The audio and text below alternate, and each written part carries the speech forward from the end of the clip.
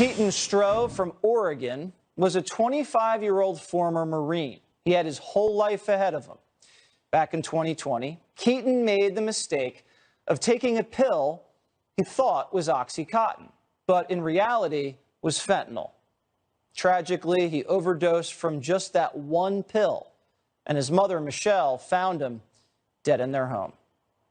I remember walking up those stairs, and I just had that dread of, he's not answering when I call his name. I went to touch him, and he was so cold. And he was clutching his heart.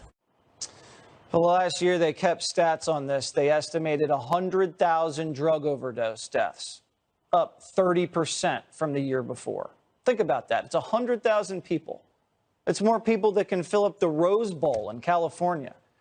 And that number is only going to keep climbing as communities are being run over by these drug cartels, flushing drugs straight across the border.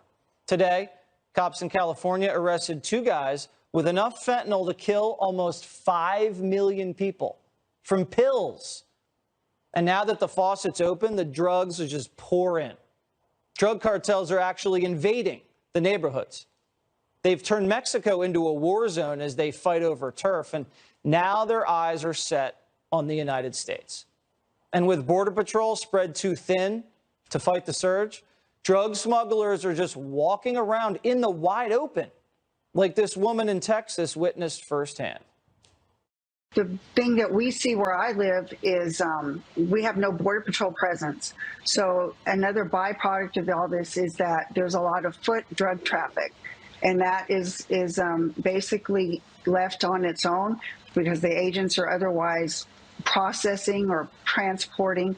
So we see on almost a daily basis guys from across Mexico backpacking drugs through our community into our cities. Backpacking the drugs out in the open. Biden's border policy has been such a disaster that drugs are just slipping into the country with no resistance. The cartels are flooding our cities with poison, and they're trying to take our country over one city at a time. Look at that. Those are the routes. These cartels might be the dealers, but who are the suppliers? We do see a large number of young people who are purchasing pills. What we know is that China is providing chemicals to Mexico, to the criminal drug networks that are then mass producing these fake prescription pills. They're being sold as if they were Xanax, as if they were Oxy, as if they were Percocet. But there is no Xanax, no Oxy, no Percocet in them. They're fentanyl. That's right, China. They're providing all the chemicals needed to make fentanyl to the cartels in Mexico, who then move it all across our country. And Biden's doing nothing to stop that, nothing. Just last month, he had a 2-hour phone call with Xi Jinping. Now, we don't know exactly what was said. We don't have the transcript. But according to the White House call readout, fentanyl wasn't mentioned once. Even Biden's own administration knows China's to blame for the growing number of deaths, yet Biden is too afraid to stand up to him. Did Hunter's China business leave him vulnerable to China? Is that why Joe won't do anything? Well, he better act quickly because Americans are dying at record numbers. Derek Maltz is a former DEA Special Ops Division director. I'm so angry with Joe. He gets on the horn with Xi Jinping, who's poisoning our country. 100,000 deaths. And he doesn't say, hey, if you do that one more time, we're coming at you hard. I mean, that is a dereliction of duty. Don't you agree? So, Jesse, thank you for having me. So, Joe Biden, while he was in Poland, he spoke about the potential chemical attack on the Ukrainian citizens. But he doesn't say a word on the ongoing chemical attack on American kids. The Mexican cartels are the enemy of our children. They are working in partnership with the Chinese transnational criminals, and they're killing at record levels. 289 a day, right? You're talking about every 5 minutes.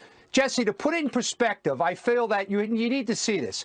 This is a vial of sweetener. It's only 30 grams. This will kill, look, 15,000 people if this was fentanyl. This little amount. So the American public needs to understand that they're invading our country. They're taking over our cities. They're building up market share. They have an ongoing marketing campaign to maximize profits like any other business operation, and they do not care about the death of our kids. I work with families around the country. I literally speak to families every day. I make collages of the dead kids.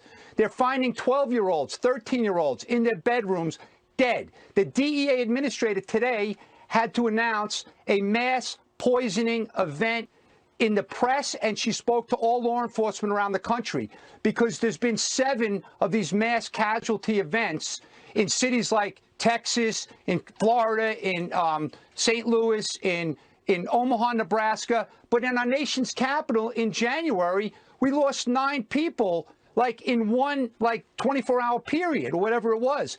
So we have this all over the country, and shame on the administration. And where the hell is the border czar? Where is she? She was supposed to fix this problem. It's getting worse, Jesse, every day. She's MIA. You could classify fentanyl as a weapon of mass destruction.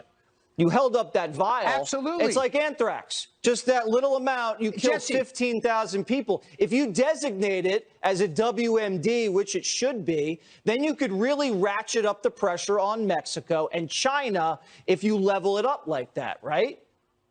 Exactly, Jesse. That's why we've been calling for literally 3 or 4 years now to designate the cartels as a terrorist organization.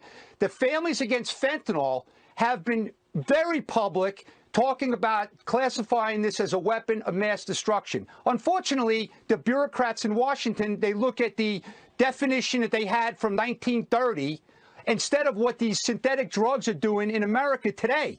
Just look at it. It's amazing. And unfortunately, Jesse, no one's talking to these families. So thank you for bringing this family to the attention of the public, because the more and more families that tell this story, maybe the White House will wake up. Yeah, I hope so, because, you know, Joe's going after the NRA harder than he's going after the Mexican cartels, and they're killing a lot more people.